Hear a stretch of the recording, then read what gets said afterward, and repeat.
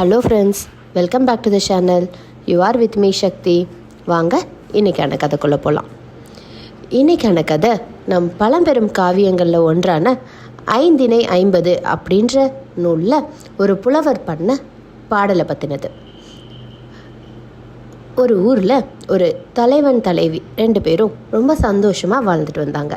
அப்போ அந்த தலைவன் என்ன பண்ணுறான்னா, பொருள் ஈட்டும் பொருட்டு தலைவியை ஊரில் விட்டுட்டு அவன் மட்டும் நெடுந்தூரம் போகிறான். இந்த தலைவனோட பிரிவை தாங்க முடியாத தலைவி தன் தோழிக்கிட்ட சொல்லி ரொம்ப கஷ்டப்படுறாங்க. அப்போ தோழி அவங்களுக்கு ஆறுதல் சொல்கிறதுக்காக சொன்ன கதை தான் இது. ஒரு ஆண்மானும் பெண்மானும் காட்டுக்குள்ளே உணவு தேடி போகுது. அப்படி போயிட்டுருக்கும்போது அதுங்க ரொம்ப தூரம் போயும் அதுங்களுக்கு உணவு கிடைக்கவே இல்லை. தாகம் வேற ரொம்ப அதுங்களுக்கு எடுக்க ஆரம்பிச்சிடுச்சு. அப்போ கொஞ்சம் தூரத்தில் ஒரு சுனையில் கொஞ்சமாக தண்ணீர் தெரிய வருது. உடனே 2 மானும் வேகமாக அந்த சுனையை நோக்கி போகுது.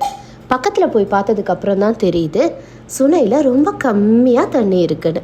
உடனே ஆண்மான் பெண்மானை பார்த்து சொல்லுது, நீ தண்ணியை குடிச்சிக்கோ அப்படின்னு. பெண்மான் இல்லை எனக்கு தாகம் இல்லை, நீ குடிச்சிக்கோன்னு ஆண்மானை பார்த்து சொல்லுது. சரி, தான் குடிக்கலைன்னா பெண்மான் தண்ணியை குடிக்காதுன்னு புரிஞ்சுக்கிட்ட ஆண்மான், சரி வா 2 பேரும் சேர்ந்து போய் குடிப்போம் அப்படின்னு 2 பேரும் சேர்ந்து போகிறாங்க. ஆனால் அந்த ஆண்மான் என்ன பண்ணுதுன்னா, தன் துணைவி குடிக்கட்டும் அப்படின்னு சொல்லிட்டு குடிக்கிற மாதிரி நடிச்சுக்கிட்டே இருக்கு. பெண்மானும் அதையே யோசிக்குது, நம்ம குடிச்சா தண்ணி தீந்து போயிடுமே, ஆண்மான் தாகம் தீர தண்ணி குடிச்சுக்கட்டும் அப்படின்னு இதுவும் குடிக்கிற மாதிரி நடிக்குது. புலவர் இதை அன்பின் அடையாளமாக கணவன் மனைவி ஒருத்தருக்கு ஒருத்தர் எப்படி விட்டு கொடுத்து போகணும் அப்படின்றதுக்காக சொல்லியிருக்காரு இந்த பாடலில்.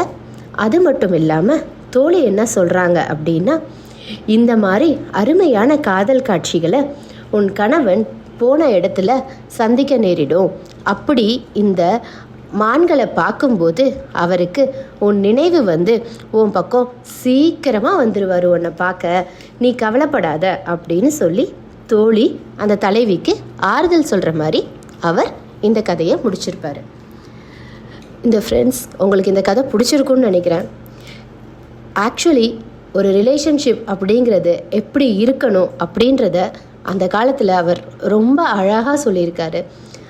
இப்போ பல குடும்பங்களில் இந்த மாதிரி ஒரு ரிலேஷன்ஷிப் இருக்கா அப்படின்னு கேட்டால் எத்தனை பேர்த்திட்ட பதில் இருக்குன்னு எனக்கு தெரியல. ஜென்ரேஷன்ஸ் நிறையா மாறிக்கிட்டு வருது. இப்போ இருக்க பசங்கள்கிட்ட ஒரு ஃபேமிலி பாண்டிங் இருக்கா தெரியல எனக்கு. எத்தனை பேர் கணவன் மனைவி விட்டு கொடுத்து போகிறாங்க. யாராவது ஏதாவது சொல்லிட்டா போதும், கணவன் மனைவி கிட்ட ஏதாவது சொல்லிட்டா அவ்வளோதான், ஆண் ஆதிக்கம் பெண் அடிமை அப்படின்னு பேசிடுறோம். இதுவே மனைவி கணவன்கிட்ட ஏதாவது சொல்லிட்டா தொண்ணன்றியா, எனக்கு சுதந்திரமே இல்லையா அப்படின்னு சொல்லிடுறோம். ஆனால் இப்படிப்பட்ட இதுலங்க வாழ்க்கை.